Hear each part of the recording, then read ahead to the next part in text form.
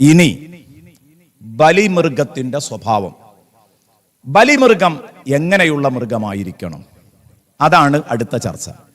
ബലിമൃഗം ആടാകാം. ആടാകുമ്പോൾ തന്നെ രണ്ടു വിധം ആടുകളുണ്ട്. നെയ്യാടുമുണ്ട്, കോലാടുമുണ്ട്. അറബിയിൽ വഇന് മഅ്സ് എന്ന് പറയും. വഇന് നെയ്യാടാണ്, മഅ്സ് കോലാടാണ്.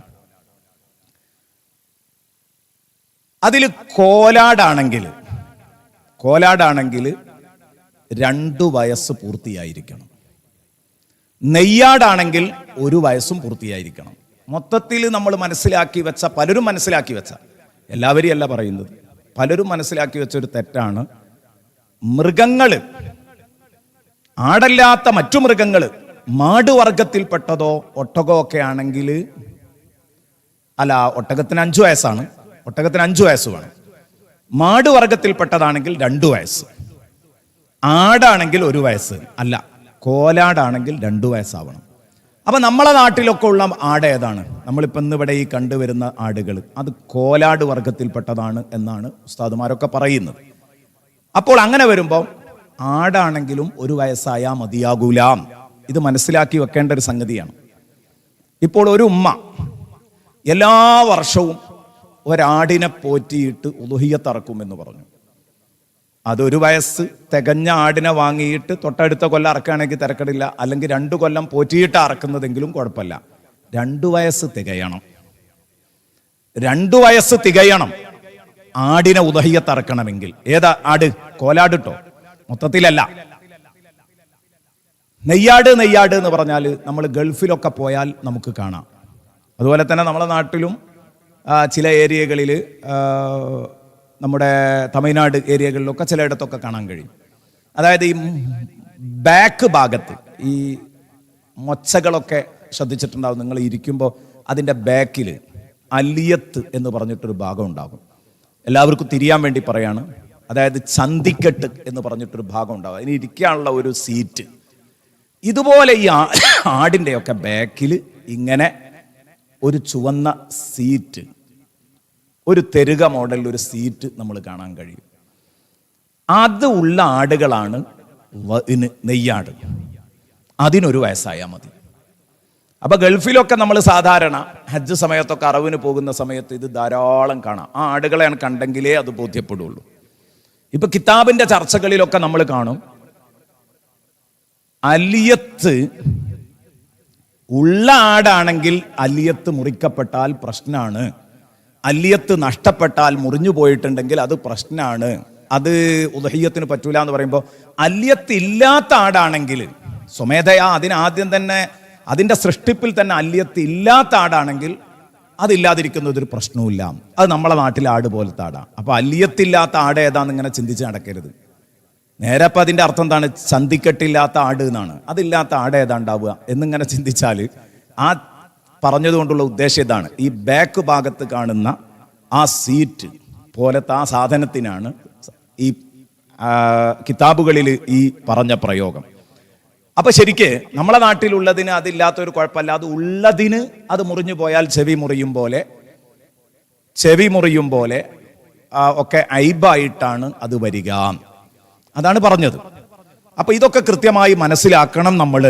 അപ്പോഴേ വേറിട്ട് മനസ്സിലാക്കുമ്പോഴേ ഇതിന്റെ മസാലകൾ നമുക്ക് മനസ്സിലാക്കാൻ പറ്റുകയുള്ളൂ. അപ്പൊ 2 വയസ്സ് തികയണം.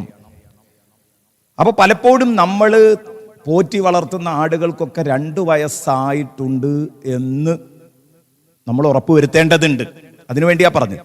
അങ്ങനെയാണ് ചെയ്യുന്നതെങ്കിൽ അത് വലിയ ഒരു കർമ്മവുമാണ്. ചെറുപ്പത്തിൽ തന്നെ വാങ്ങിയിട്ട് ഇങ്ങനെ പോറ്റി വളർത്തുന്നു, 2 വയസ്സാകുമ്പോൾ ആടിനെ അറക്കുന്നു. ഈ ഒരു രൂപമാണെങ്കിൽ അത് വലിയ പുണ്യമുള്ള കാര്യമാണ്. പോറ്റി വളർത്തി ഉണ്ടാക്കി ഉളുഹിയ്യത്തിന് വേണ്ടി മാറ്റി വെച്ച് എന്ത് ചെയ്യാണ്? ഉളുഹിയ്യത്ത് അറക്കുന്ന ഒരു സിസ്റ്റം. അൽഹംദുലില്ലാ, അത് സന്തോഷകരമാണ്. അപ്പോ ഇതാണ് അതിൽ ആദ്യം മനസ്സിലാക്കിയിരിക്കേണ്ട ഭാഗം. ആടും മറ്റു മൃഗങ്ങളും തമ്മിൽ ഇങ്ങനെ ഒരു വ്യത്യാസമുണ്ട്. 2 തരം ആടുണ്ട് എന്ന് കൃത്യമായി മനസ്സിലാക്കണം. ഒട്ടകമാണെങ്കിൽ 5 വയസ്സാകണം. നമ്മൾ ആ ചർച്ച ചെയ്യേണ്ടതില്ല, കാരണം നമ്മൾ ഒട്ടകത്തെ അറക്കുന്നവരല്ലല്ലോ. അതുണ്ടെങ്കിലല്ലേ ഇപ്പോൾ അതങ്ങനെ ചർച്ച ചെയ്യേണ്ടതുള്ളൂ. പിന്നെ ഈ ചർച്ച സംബന്ധമായിട്ട് നമ്മൾ ചെയ്യാത്ത ചർച്ചയാണ്. ഇത് സംബന്ധമായിട്ടൊരു ചോദ്യം വന്നിരുന്നു. ഈ വയസ്സ് ഇപ്പം നമ്മളെ വീട്ടിൽ വളർത്തിയതാണെങ്കിൽ 2 വയസ്സായോ എന്ന് നമുക്കറിയും. നമ്മളെ വീട്ടിൽ പ്രസവിച്ച് വളർത്തിയതാണെങ്കിൽ. അതല്ലാതെ ഇപ്പം ഇതിനെത്ര വയസ്സായിട്ടുണ്ട് എന്ന് എങ്ങനെയാണ് കണക്ക് കൂട്ടുക? കച്ചവടക്കാർ ഇപ്പം ചന്തയിൽ പോയിട്ടാണല്ലോ നമ്മൾ എടുക്കുക. ചന്തയിൽ പോയിട്ടാണ് നമ്മൾ മൃഗങ്ങളെ എടുക്കുക. അപ്പോൾ എങ്ങനെയാണ് അതിന് 2 വയസ്സായിട്ടുണ്ട് എന്ന് മനസ്സിലാക്കുക? അവിടെ കച്ചവടക്കാർ പറഞ്ഞത് വിശ്വസിക്കാൻ പറ്റുമോ? ഉദ്ഹിയ്യത്തിന്റെ വയസ്സിൽ കച്ചവടക്കാരൻ പറഞ്ഞ വയസ്സ് പരിഗണിക്കുമോ? യക്ഫി ഇഖ്ബാറുൽ ബായിഇ ബി സിന്നിൽ ഉദ്ഹിയ്യത്തി ഇൻ വുലിദത് ഇൻദഹു. അയാളുടെ അടുത്ത് ജനിച്ചു വളർന്ന മൃഗമാണെങ്കിൽ, അപ്പൊ നമ്മളൊരു വീട്ടിലൊക്കെ പോയി എടുക്കുകയാണെങ്കിൽ ആ ആചാര്യ അടുത്ത് അല്ലെങ്കിൽ ആ ഉമ്മാന്റെ അടുത്ത് പ്രസവിച്ചുണ്ടായ മൃഗാണിത്. ആ ഉമ്മ പറയാണ് 2 വയസ്സായിട്ടുണ്ട്. അത് ഞായിട്ടില്ലെങ്കിലും നമ്മളെ ബാധിക്കൂല, പറഞ്ഞാൽ നമുക്ക് വിശ്വസിക്കാം. ചന്തയിലൊക്കെ പോയി പറയുമ്പോൾ അവർക്ക് സാധനം ചെലവാകാൻ വേണ്ടി എല്ലാം 2 വയസ്സായത് തന്നെ ആയിരിക്കും. അപ്പം പിന്നെ എന്താ ചെയ്യേണ്ടത്? അവിടെ പെറ്റു വളർന്നതല്ലെങ്കിൽ ഇപ്പൊ ചന്തയിലൊക്കെ അങ്ങനെയാണല്ലോ ഉണ്ടാകുക. അങ്ങനെയുള്ള ഘട്ടത്തിൽ എന്തു വേണം? ബിഗിയയിൽ ഈ മസല പറഞ്ഞിട്ടുണ്ട്. അയാളുടെ അടുത്ത് പെറ്റു വളർന്നതാണെങ്കിൽ ഓക്കെ, അയാൾ പറഞ്ഞത് വിശ്വസിക്കാം, കച്ചവടക്കാരൻ പറഞ്ഞത് വിശ്വസിക്കാം. ഇല്ല, അങ്ങനെയല്ലെങ്കിൽ ഇതേക്കുറിച്ച് കൂടുതൽ പരിജ്ഞാനമുള്ള ആളുകളുണ്ട്. കാലികളെ കുറിച്ച് അവർക്ക് പല്ല് പിടിച്ചു നോക്കിയാൽ അറിയാം, സാധനത്തെ കണ്ടാൽ അറിയാം ഇത്ര വയസ്സായിട്ടുണ്ടാവും. അതിപ്പോൾ എനിക്കും ഇങ്ങൾക്കും അറിയില്ല, പലർക്കും ഇതിൽ എന്നെ കേൾക്കുന്ന പലർക്കും അറിയുന്നവരുണ്ടാവും. പക്ഷേ ഈ നാൽക്കാലികളുമായിട്ട് നല്ല അറിവും പരിചയവും ഉള്ള പരിചയസമ്പന്നരായ ആളുകൾക്ക് ഇതിനെത്ര വയസ്സായിട്ടുണ്ട്, അപ്പൊ അവരുടെ ഒരു മതിപ്പ് അത് മതിയാകും. ഇതിനിത്ര വയസ്സായിട്ടുണ്ട്, അങ്ങനെയാണ് അത് പരിഹരിക്കേണ്ടത്. അങ്ങനെ തന്നെ നമുക്ക് ഇക്കാലഘട്ടത്തിൽ അത് പരിഹരിക്കാനും ആവുകയുള്ളൂ. പിന്നെ ഈ മൃഗങ്ങളിൽ ഏറ്റവും അഫ്ളലായ മൃഗം എന്ന് പറഞ്ഞാൽ ഒന്ന് മാത്രമാണ് അറക്കുന്നതെങ്കിൽ, ഒന്നിലധികം അറക്കാലോ, ഒന്ന് മാത്രം. ഇപ്പൊ ഒരാൾക്ക് എന്താ 7 ആട് ഉദ്ഹിയ്യത്ത് അറുത്തൂടെ? അറക്കാം. അപ്പൊ അത് മാറ്റിവെക്കണം. ഒന്ന് മാത്രമാണ് അറക്കുന്നത് എങ്കിൽ അവിടെ ഏറ്റവും ശ്രേഷ്ഠമായിട്ടുള്ളത് ഒട്ടകത്തെ അറക്കലാണ്. കാരണം ഒട്ടകത്തിന് ധാരാളം മാംസം ഉണ്ടാകും. പശുവിനേക്കാൾ മാംസം ഉണ്ടാകും, മാടിനേക്കാൾ. ഈ ബക്ര എന്ന് പറഞ്ഞാൽ എന്ത്? പശു, പോത്ത്, എരുമ, കാള, ഇതൊക്കെ അടങ്ങിയ ഒരു സംഗതിക്കാണ് ഈ മാട് എന്ന് നമ്മൾ പറയുന്നത്, ബക്കറ എന്ന് പറയുന്നത്, അല്ലാതെ പശു മാത്രമല്ല. അപ്പോ പശുവിനേക്കാൾ പോത്തിനേക്കാളൊക്കെ കൂടുതൽ ഇറച്ചി ഉണ്ടാകും, മാംസം ഉണ്ടാകും. ഒട്ടകത്തിന് എന്ന കാരണം കൊണ്ട് ഒട്ടകാക്ക ഏറ്റവും അഫ്ളൽ അതാണെന്ന് പറഞ്ഞു. പക്ഷേ നമ്മളെ സാഹചര്യത്തിൽ അതില്ലല്ലോ. അപ്പോൾ അത് കഴിഞ്ഞാൽ പിന്നെ ഏതാ? സുമ്മ ബക്കറ, പിന്നെ മാട് വർഗമാണ്. ആട്, മാട്, ഒട്ടകം, അങ്ങനെ നമ്മൾ പറയല്. ഒട്ടകം, മാട്, ആട്, അവിടെ ഇങ്ങോട്ട് പറഞ്ഞാൽ അതിൻ്റെ അഫ്ളൽ ഇങ്ങോട്ട് കിട്ടും. നമ്മൾ പറഞ്ഞ് പഠിച്ചത് ഇങ്ങനെയാണ് മാത്രം. ആട്, മാട്, ഒട്ടകം, ചെറുതിൽ നിന്ന് വലുതിലേക്ക് തന്നെ പോയാണ് നമ്മൾ അവതരിപ്പിക്കാറുള്ളത്. അപ്പൊ ഏതായാലും മാടിനെ അറക്കലാണ് ആടിനെ അറക്കുന്നതിനേക്കാൾ നല്ലത്. കാരണം ആടിനേക്കാൾ മാംസം ഏതിനുണ്ടാവും? ഈ വലിയ മൃഗത്തെ അറക്കുമ്പോൾ ഉണ്ടാകും. അപ്പൊ കൂടുതൽ ആളുകളിലേക്ക് എത്തും. ആടാണെങ്കിൽ അതിൽ അഫ്ളൽ നമ്മൾ നേരത്തെ പറഞ്ഞ ഗൾഫിലൊക്കെ സർവ്വസാധാരണയായിട്ട് കാണുന്ന നെയ്യാട്. അത് കഴിഞ്ഞാൽ പിന്നെയാണ് കോലാട്. നമ്മുടെ നാട്ടിലെ കോലാടുള്ളത് പിന്നെയാണ്. പക്ഷെ അതേസമയം ഒരാൾ 7 ആട് അറക്കുകയാണെങ്കിലോ, 7 ആട് അറക്കുകയാണെങ്കിലോ അത് ആദ്യം പറഞ്ഞ ഏറ്റവും അഫ്ളലാണെന്ന് പറഞ്ഞ ഒരൊട്ടകം അറക്കുന്നതിനേക്കാൾ പുണ്യമാണ് അതിന്. കാരണം അത് ചിലപ്പോൾ ഒട്ടകത്തിന്റെ 7 ആട് അറുത്താൽ പോലും ഒരു ഒട്ടകത്തിന്റെ മാംസം ഉണ്ടാവില്ല. വലിയ ഒട്ടകമൊക്കെ ആണെങ്കിൽ 7 ആട് അറുത്താലും അതിൻ്റെ അത്ര മാംസം ഉണ്ടാവില്ല. അപ്പോഴും ഒട്ടകല്ലേ? അല്ല. അതിൻ്റെ കാരണം അവിടെ ഉദ്ഹിയ്യത്തുകളുടെ എണ്ണം വർദ്ധിക്കുന്നു. 7 അറവുകൾ ഇവൻ നടത്തി. അപ്പൊ അറവിന്റെ എണ്ണം കൂടി എന്നതാണ്. മാംസം കൂടുതൽ മറ്റേതാണെങ്കിലും അറവിന്റെ എണ്ണം കൂടിയല്ലോ. അതുകൊണ്ട് 7 ആടുകളെ അറക്കലാണ് കൂടുതൽ അഫ്ളല് എന്നതാണ് ബഹുമാനപ്പെട്ട ഫുഖഹാ, കർമ്മശാസ്ത്ര പണ്ഡിതന്മാര് നമ്മളെ പഠിപ്പിച്ചിട്ടുള്ളത്. ഇനി അതിന് ഒരു കാരണം അത്. പിന്നെ രണ്ടാമത്തെ കാരണം 7 അറവുണ്ട്. പിന്നെ മാത്രമല്ല ആടിന്റെ മാംസം ഏതുപോലെയല്ല, മാടിന്റെ മാംസം പോലെയല്ല. അന്ന ലഹ്മഹുന്ന അത്വയ്യബു, കൂടുതൽ വിശുദ്ധമായ മാംസമാണ്. നമുക്കും ഇപ്പോ ഒരു തീൻമേശയിൽ ഭക്ഷണമൊക്കെ വിളമ്പിയാൽ ആട്ടിറച്ചിയുള്ള പ്ലേറ്റ് പെട്ടെന്ന് കാലിയാവും. കാരണം മട്ടനൊരു പ്രത്യേക ഡിമാൻഡ് ഉണ്ട്, അതാണ് അതിൻ്റെ കാരണം. അപ്പം അതുകൊണ്ട് 7 എണ്ണം ഉണ്ടെങ്കിൽ പിന്നെ അഫ്ളൽ ഏത് തന്നെയാണ്? 7 ആടറക്കാൻ ഒരാൾ തയ്യാറാണെങ്കിൽ അത് തന്നെയാണ് അഫ്ളൽ, കൂടുതൽ അഫ്ളൽ അത് തന്നെയാകുന്നു. പിന്നീട് ഒരാടിനെ അറക്കുക എന്നത് ഒരു മാടിൽ എന്ന് പറഞ്ഞാൽ പോത്ത്, പശു, കാള ഇതിലൊക്കെ 7-1 പങ്ക് ചേരുന്നതിനേക്കാൾ നല്ലതാണ്. അതിൽ കൂറ് ചേരുന്നതിനേക്കാൾ നല്ലതാണ്. അതായത് വേറുള്ളതിൽ പോയി കൂറുകൂടുന്നതിനേക്കാളും നല്ലത് ഒരാട് ഒറ്റക്കൊരാൾ അറക്കുന്നുണ്ടെങ്കിൽ അപ്പോൾ അത് തന്നെയാണ് കൂടുതൽ അഫ്ളൽ മറ്റേതിനേക്കാൾ. പക്ഷെ എന്തുണ്ട്, നമ്മളെ നാട്ടിലൊക്കെ ഒരുപാട് ഉദ്ഹിയ്യത്തുകൾ ഉണ്ടാക്കുക, പരമാവധി നാടുകളിൽ അതിൻ്റെ മാംസം എത്തിക്കുക എന്ന മുറാദൊക്കെ പലപ്പോഴും ഉണ്ടാകുമ്പോൾ മറിച്ചായിരിക്കും ചിലപ്പോൾ നമ്മുടെ നാട്ടിൻ്റെ സാഹചര്യത്തിനനുസരിച്ച് ഗുണകരമായി വരിക. മസ്അല ഇങ്ങനെ തന്നെയാണ് വരുന്നത്. അത് പ്രത്യേകം ശ്രദ്ധിക്കേണ്ടതാണ്. കാരണം ഇവിടെ അവന് ഒറ്റക്കൊരു മൃഗത്തെ അർത്തു, മറ്റത് 7 ആൾ കൂടിയിട്ടൊരു മൃഗത്തെയല്ലേ അർത്ഥത്. അതാണ് അതിൻ്റെ മാറ്റം. ഒറ്റക്കൊരു ഉദ്ഹിയ്യത്ത് ഇവൻ അർത്ഥല്ലോ എന്നതാണ് അതിൻ്റെ കാരണം. പിന്നെ കൂടുതൽ അഫ്ളൽ ഒട്ടകത്തിൽ പങ്കുചേരലാണ്, അത് കഴിഞ്ഞാൽ മാടിൽ പങ്കുചേരലാണ്. അപ്പോൾ നമുക്ക് ഈ ഒട്ടകത്തിൻ്റെ വിഷയം തൽക്കാലം നമുക്ക് മാറ്റി വെക്കാം. കാരണം നമ്മുടെ ജീവിതത്തിലേക്ക് ഇല്ലാത്തത് കൊണ്ട്, പ്രാക്ടിക്കലായിട്ട് നമുക്കിടയിൽ ഇല്ലാത്തൊരു കാര്യമായതുകൊണ്ട് അത് നമ്മൾ കൂടുതൽ ചർച്ച ചെയ്യേണ്ടതില്ല. പിന്നെ അറക്കുന്ന മൃഗത്തിൻ്റെ കളറ് ഏറ്റവും അഫ്ളൽ വെളുപ്പ് കളറാണ്. അത് കഴിഞ്ഞാൽ മഞ്ഞ കളറാണ്. അത് കഴിഞ്ഞാൽ ഒരു വെളുപ്പ് ശരിക്കിങ്ങട്ട് എടുത്ത് കാണിക്കാത്ത ഒരു തവിട്ട് കളറാണ്. പിന്നെ ചുവന്ന കളറാണ്. ഇതൊക്കെയാണ്. പിന്നെ വെളുപ്പും കറുപ്പും കൂടെ കൂടിക്കലർന്ന കളറാണ്. വെളുപ്പും കറുപ്പും കൂടിക്കലർന്ന കളറാണ്. പിന്നെ ഇതിൻ്റെ ഒരു തർത്തീബാണ്. അപ്പോൾ ഒന്നാം സ്ഥാനമുള്ളത് ഇപ്പോൾ ചിലർ ചോദിക്കാറുണ്ട്, കാളനെ അറക്കുന്നതിനാണോ അതോ പോത്തറക്കുന്നതിനാണോ കൂടുതൽ അഫ്ളൽ? കിതാബുകളിലൊക്കെ ബക്കർ എന്നല്ലേ പറഞ്ഞു. ഈ ബക്കർ എന്ന് പറഞ്ഞതിൽ ഏതൊക്കെ പെടും? നമ്മൾ ഈ പറഞ്ഞ ജാമൂസൊക്കെ പെടുന്നത് തന്നെയാണ് ബക്കർ, പോത്തൊക്കെ പെടും. പക്ഷെ പ്രശ്നം അവിടെയല്ല. കളറ് നോക്കുമ്പോൾ അഫ്ളലുണ്ട്, വെളുത്ത പോത്തുണ്ടാവില്ലല്ലോ. അപ്പൊ വെളുത്ത കാളയാണ് അറക്കുന്നതെങ്കിൽ കറുത്ത പോത്തിനേക്കാൾ വെളുത്ത കാള തന്നെയാണ് അഫ്ളൽ. പിന്നെ മഞ്ഞ, തവിട്ട് കളറ്, വെളുപ്പ് കളറ്, മഞ്ഞ, തവിട്ട് കളറ്, കറുപ്പും വെളുപ്പും, ഇതൊക്കെ വരൽ എവിടെയാണ്? ഈ കാളമാരിലാണ്, പശുക്കളിലാണ്, അല്ലേ? അപ്പൊ കാളയും പശുവൊക്കെ അകലായിരിക്കും, ആ നിലക്ക് അഫ്ളൽ. പക്ഷെ അത് കളറൊക്കുന്നുണ്ടെങ്കിൽ ഇനി അത് തന്നെ മാറാൻ പോകുന്നുണ്ട്, പറയാം. ഏറ്റവും അവസാനത്തെ കളർ കറുപ്പാണ്. അപ്പൊ പോത്തു എരുമീൻ കറുത്തിട്ടായതുകൊണ്ട് അത് ഏറ്റവും അവസാനത്തെ കളറാണ്. പക്ഷെ അങ്ങനെയാണെങ്കിലും അവിടെ ശ്രദ്ധിക്കേണ്ട ഒരു സംഗതിയുണ്ട്.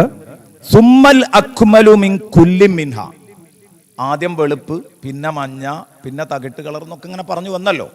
ഈ കളറൊക്കെ പറഞ്ഞാലും ഇതിന് കൂടുതൽ അഫ്ളൽ ഉണ്ട് എന്നൊക്കെ പറഞ്ഞാലും ഇപ്പറഞ്ഞതിൽ നിന്നൊക്കെ ഏറ്റവും അഫ്ളൽ അതേതാണ്? അൽ അസ്മനു. ഏറ്റവും കൊഴുത്തതാണ്, നല്ല കൊഴുപ്പുള്ള, തടിച്ചു കൊഴുത്തത് ഏതാ? കൂടുതൽ പുഷ്ടിയും തടിയുള്ളത് ഏതാണ്? അതിനാണ് കൂടുതൽ അഫ്ളലിയത്തുള്ളത്, ശ്രേഷ്ഠതയുള്ളത്. അപ്പൊ 2 ചാവാലികൾ അറക്കുന്നതിനേക്കാൾ അവിടെ ഇപ്പൊ 2 ഏത് കിട്ടുന്നുണ്ട്? ഉദ്ഹിയ്യത്ത് കിട്ടുന്നുണ്ട്, 2 ഉദ്ഹിയ്യത്ത് കിട്ടുന്നുണ്ട്. പക്ഷെ 2 ചാവാലി പോത്തുകൾ അറക്കുന്നതിനേക്കാൾ നല്ലത് നല്ല തടിച്ചു കൊഴുത്ത ഒരു പോത്തിനെ അറക്കലാണ്. അത് രണ്ടും കൂടി ഇതിന്റെ ഏത് വരൂല, മാംസം അല്ല, അതിലേറെ ഉണ്ടാകും ചിലപ്പോൾ. ഇതിന്റെ മാംസം അല്ലായിരിക്കും ചിലപ്പോൾ അതുണ്ടാവുക. ഈ ഒന്ന് അതിൻ്റെ അടുത്തേക്ക് എത്തൂല, ആ 2 എണ്ണത്തിന്റെ അടുത്തേക്ക് എത്തൂല. പക്ഷെ അത് കാണാൻ ഇങ്ങനെ ചാവാലിയായിട്ട് ഇങ്ങനെ എണീക്കാൻ ജീവല്ലാത്ത മോഡലുള്ള സാധനമാണെങ്കിൽ അവിടെ ഏറ്റവും തടിയുള്ളതിനാണ് പ്രാധാന്യം. അപ്പോൾ തടിയുള്ളതിനാണ് ഈ പറഞ്ഞതിലൊക്കെ പ്രാധാന്യം എന്ന് പറയുമ്പോൾ അതിന് വൈൻഖാനത്ത് ബിലൗനിൻ അഫ്ളല, വൈൻഖാനത്ത ബിലൗനിൻ അഫ്ളല. ആ 2 എണ്ണഞ്ഞ് അഫ്ളലായ കളറുള്ളതാണെങ്കിലും ശരി. അപ്പൊ 2 കാളാരാണ്, വെളുത്ത 2 കാളാരാണ്. പക്ഷെ ഏതില്ല, അത്ര ശരീരവും പുഷ്ടിയൊന്നുമില്ല. അതിങ്ങനെ ഒരു ചാവാലി 2 കാളകളാണ്, പശുക്കളാണ്. അത് പറ്റില്ല എന്നല്ല, പറ്റും. പക്ഷെ അതിനേക്കാൾ അഫ്ളൽ ഏതാണ്? തടിയുള്ള ഒരു പോത്തായിരിക്കും. അവിടെ തന്നെ കളറ് പ്രശ്നമല്ല. അപ്പം അതുകൊണ്ടായിരിക്കും നമ്മളിലേക്ക് ഇപ്പോൾ ഈ പോത്ത് എന്ന സംസ്കാരം കടന്നു വന്നത്. ഇറച്ചിക്ക് കൂടുതൽ നന്നാവൽ അതായിരിക്കും, പലർക്കും ഇഷ്ടവും അങ്ങനെ തന്നെ ആയിരിക്കും. ഇനി ആണും പെണ്ണും, അവിടെ ആണാവുന്നതിന് കൂടുതൽ പ്രാധാന്യമുണ്ട്, പോത്താവുക എന്നുള്ളത്. പക്ഷേ എരുമയും പറ്റും, കാള തന്നെ ആവണമെന്നില്ല, പശുവും പറ്റും, ഇതൊക്കെ പറ്റും.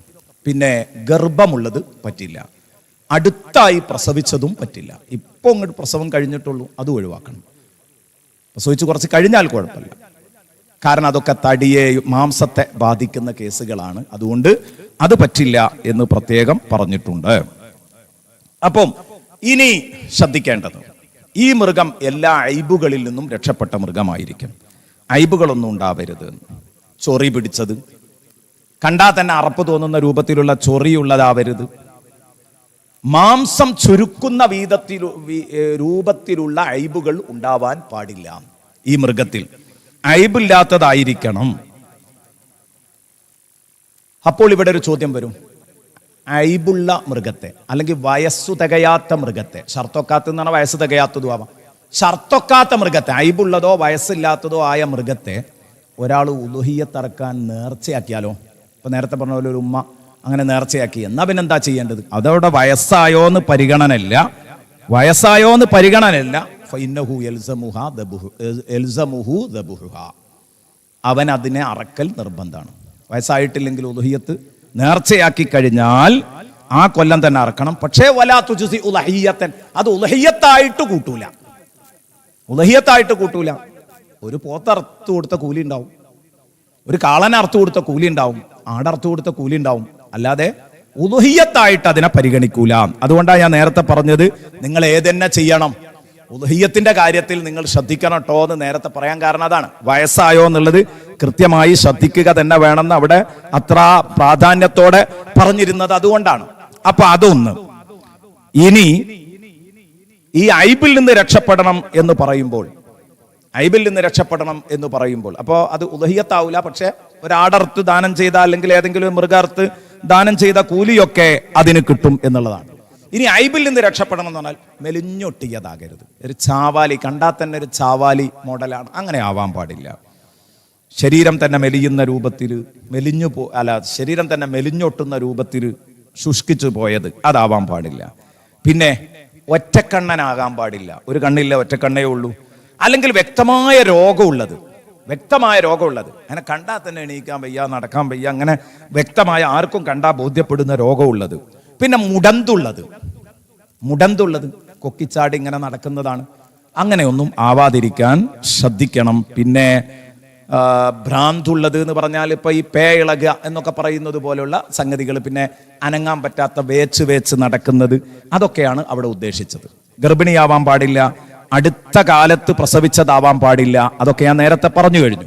പിന്നെ ചെവി അല്പം മുറിക്കപ്പെട്ടതാവരുത്, ചെവി മുറിക്കപ്പെടരുത്, ചെവിക്ക് ദ്വാരം ഉണ്ടാകരുത്, ചെവിന്റെ കഷ്ണം മുറിക്കരുത്, നീളത്തിലും വീതിയിലും ഒന്നും മുറിയാൻ പാടില്ല. അകിട് മുറിഞ്ഞു പോയതാകരുത്, മുലയോ അകിടോ ഒക്കെ മുറിഞ്ഞു പോയത്. അതുപോലെ തന്നെ അലിയത്തില്ലാത്തതാവരുത്. ഞാൻ നേരത്തെ പറഞ്ഞു, ഏത് നെയ്യാടാവുമ്പോൾ, അത് നമ്മളെ നാട്ടിലത് അത്ര ബാധിക്കൂല, അറിയില്ല. ഇനി നമ്മളെ നാട്ടിലുള്ളത് എന്താണ്, തുടയിൽ നിന്നൊക്കെ ഒരു മാംസം പോയി, കാര്യമായി തുടയിൽ മാംസം അങ്ങോട്ട് പോയിട്ടൊരു കുഴിയുണ്ട്, അങ്ങനെയൊന്നും ആയാൽ പറ്റില്ല, അത് പ്രത്യേകം പറഞ്ഞിട്ടുണ്ട്. പിന്നെ ചെവിയിൽ ഓട്ടുണ്ടാകാൻ പാടില്ല എന്ന് പറഞ്ഞു കൊടുത്ത ഒരാൾ ചോദിച്ചിട്ടുണ്ട്, കുളമ്പ് രോഗം വരാതിരിക്കാൻ ഇഞ്ചക്ഷൻ അടിച്ചതാണ് എന്ന് തെളിയിക്കാൻ വേണ്ടി ചിലപ്പോഴൊക്കെ എന്ത് ചെയ്യാറുണ്ട്, ഈ മൃഗങ്ങളുടെ ചെവിയിൽ ഒരടയാളത്തിന് വേണ്ടി ഒരു ആഭരണം ധരിക്കാറുണ്ട്, അല്ലെങ്കിൽ ഒരു കമ്മലിടും. അപ്പൊ ഈ മൃഗങ്ങളുടെ ചെവിയിലിടുന്ന കമ്മല് ഓട്ട തുളച്ചിട്ടാണല്ലോ, അപ്പൊ ഈ കമ്മലിട്ടത് പറ്റുമോ പറ്റൂലേ എന്ന് അവിടെ കൃത്യമായി മനസ്സിലാക്കണം. പറ്റൂല എന്ന് പറയുന്നത് എപ്പോഴാണ്, അതൊരു ഓട്ടയായിട്ട് കാണാനുണ്ടെങ്കിൽ പറ്റില്ല.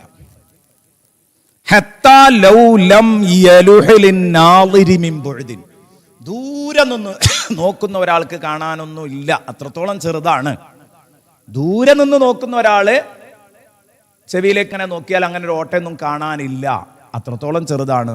എന്നാലും പ്രശ്നമാണ് എന്നാ പറഞ്ഞത്, എന്നാലും പ്രശ്നമാണ് എന്നാ തൊഹ്ഫയിൽ പറഞ്ഞത്. ദൂരെ നിന്ന് നോക്കുന്ന ആൾക്ക് കാണാനില്ലെങ്കിലും പ്രശ്നമാണ്.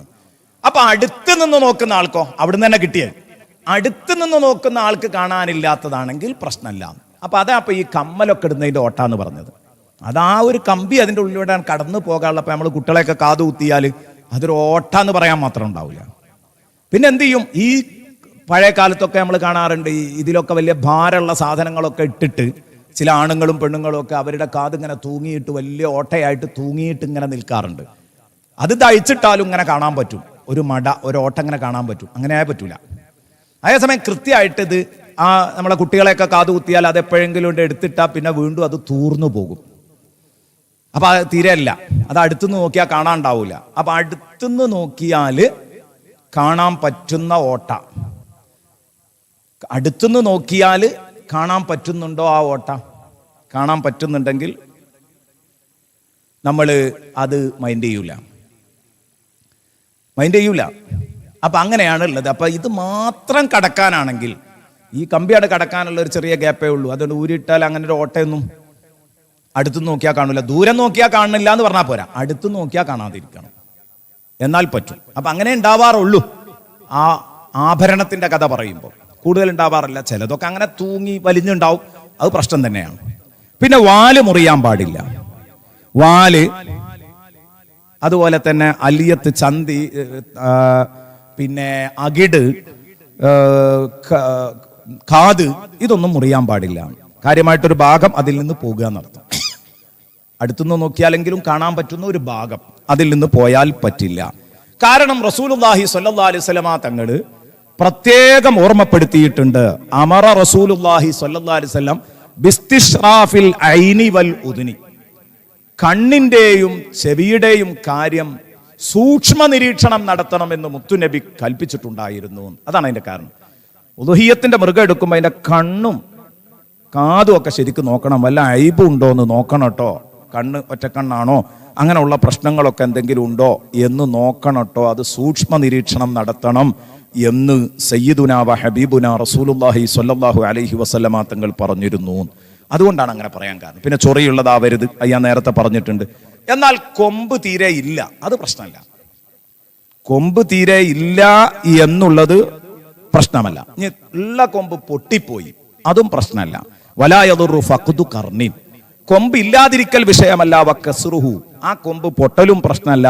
ഇതിലാ യതഅല്ലഖു ബിഹി കബീറു അർളിൻ, അതിനൊന്നും വലിയ കഥയില്ല. എന്ന് പറഞ്ഞാൽ ഭക്ഷണം കഴിക്കുന്നിടത്ത് കൊമ്പിന് വലിയ പ്രാധാന്യമൊന്നുമില്ല. നേരെ ചെവി, അതൊക്കെ മനുഷ്യൻ കഴിക്കുന്ന ഭക്ഷണത്തിന്റെ ഭാഗം തന്നെയാണ്. തിന്നണമെങ്കിൽ തിന്നാലോ, തിന്നാറുണ്ടോ എന്നുള്ളത് വേറെ വിഷയം, തിന്നണമെങ്കിൽ തിന്നാലോ. അപ്പൊ അതുകൊണ്ട് മാത്രമല്ല അതൊരു ഐബായിട്ട് കാണിക്കും. കൊമ്പൊരു ചെറിയ പൊട്ട് എന്ന് പറഞ്ഞതിനെ ഒരു ഐബായിട്ട് കാണിക്കാറ് ഇല്ല എന്നാണ്. എന്നാൽ തീരെ ഒറ്റ പല്ലു ഇല്ലാത്തതാണെങ്കിലോ അത് ഒരു ഐബ് തന്നെയാണ്. ലാ തുജ്സി ഫാഖിദത്തു ജമീഇൽ അസ്നാൻ, ഒറ്റ പല്ലു ഇല്ലാത്ത മൃഗം അതൊരു ഐബ് തന്നെയാണ്. ഇങ്ങനെ കാണണം.